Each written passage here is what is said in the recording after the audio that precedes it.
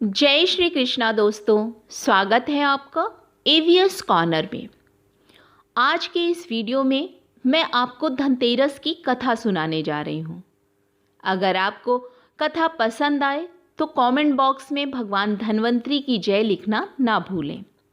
साथ ही अगर अभी तक आपने मेरे चैनल को सब्सक्राइब नहीं किया है तो प्लीज़ सब्सक्राइब कर लीजिए और बेल नोटिफाई करना ना भूलें, जिससे आपको आने वाली वीडियो की नोटिफिकेशन मिलती रहे। कार्तिक मास के कृष्ण पक्ष की त्रयोदशी तिथि को धनतेरस का पर्व मनाया जाता है। इस बार यह शुभ तिथि 10 नवंबर दिन शुक्रवार को है। शास्त्रों के अनुसार इस तिथि को समुद्र मंथन के समय भगवान धन्वंतरी अमृत कलश लेकर प्रकट हुए थे। इस वजह से इस तिथि को धनतेरस या धन त्रयोदशी तिथि के नाम से जाना जाता है। भगवान धन्वंतरी के अलावा इस दिन माता लक्ष्मी, धन के देवता कुबेर और मृत्यु के देवता यमराज की भी पूजा की जाती है। इसी दिन से दीपावली का 5 दिवसीय पर्व शुरू हो जाता है और इस दिन सोना, चांदी या नए बर्तन खरीदना बहुत ही शुभ माना जाता है। आइए जानते हैं धनतेरस क्यों मनाया जाता है और इसके पीछे की क्या कथा है। एक बार यमराज ने अपने दूतों से पूछा कि क्या लोगों के प्राण लेते समय तुम्हें किसी पर दया भी आती है? यमदूत संकोच में पड़कर बोले, नहीं महाराज, हम तो आपकी आज्ञा का पालन करते हैं, हमें दया भाव से क्या लेना। यमराज ने सोचा कि शायद ये संकोच के कारण ऐसा बोल रहे हैं।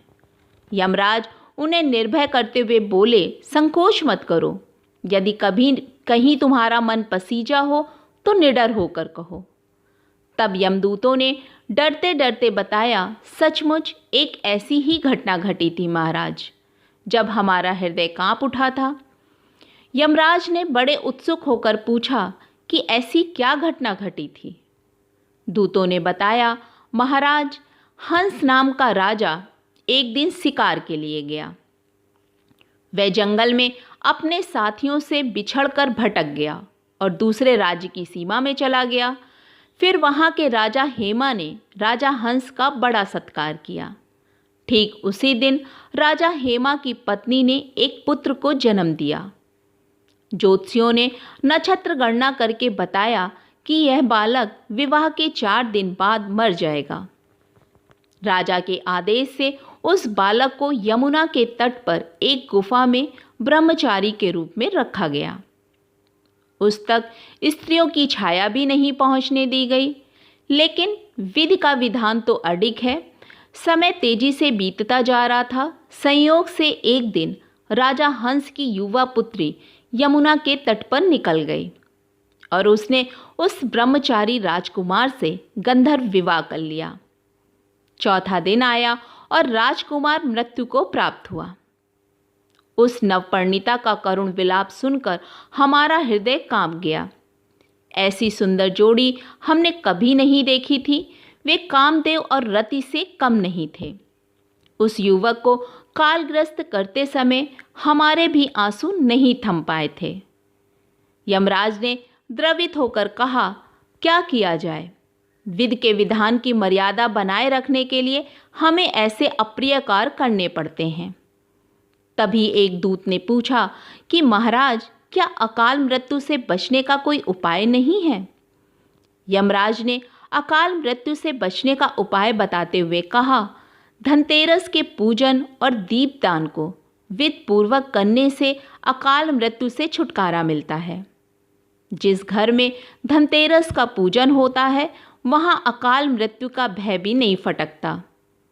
इसी घटना से धनतेरस के दिन धन्वंतरी पूजन सहित दीपदान की प्रथा का प्रचलन शुरू हुआ।